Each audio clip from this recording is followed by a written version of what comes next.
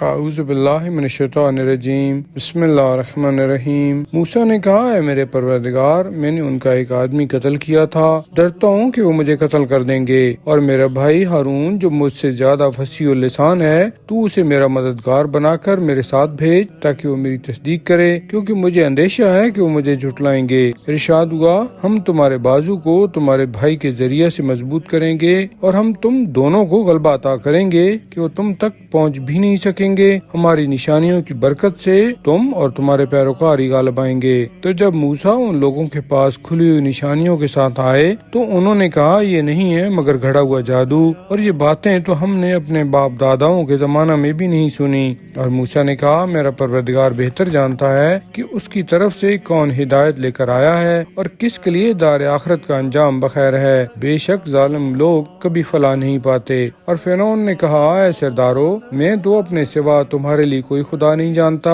تو اے حمان، تو میرے لیے مٹی کو آگ میں پکا، یعنی مٹی کی کنچی اینٹوں کو پکوا، پھر میرے لیے ایک بلند عمارت بنوا تاکہ میں اس پر چڑھ کر موسیٰ کے خدا کا کوئی سراغ لگاؤں، اور میں تو اسے یعنی اس دعویٰ میں جھوٹا ہی خیال کرتا ہوں۔ اور فرعون اور اس کی فوجوں نے زمین میں ناحق تکبر کیا، اور انہوں نے خیال کیا کہ وہ ہماری طرف نہیں لوٹائے جائیں گے، سو ہم نے اسے اور اس کی فوجوں کو پکڑا اور سمندر میں پھینک دیا۔ تو دیکھو ظالموں کا کیسا انجام ہوا، اور ہم نے انہیں ایسا پیشوا قرار دیا ہے جو لوگوں کو آتش دوزخ کی طرف بلاتے ہیں، اور قیامت کے دن ان کی کوئی مدد نہ کی جائے گی، اور ہم نے اس دنیا میں ان کے پیچھے لعنت لگا دی ہے، اور قیامت کے دن کبھی المنظر لوگوں میں سے ہوں گے۔ اور پہلی امتوں کو ہلاک کرنے کے بعد بالیقین ہم نے موسیٰ کو کتاب عطا کی جو لوگوں کے لیے بصیرتوں کا مجموعہ اور سراپا ہدایت و رحمت تھی، تاکہ وہ نصیحت حاصل کریں۔ اور اے رسول، آپ کوہ طور کی مغربی جانب موجود نہ تھے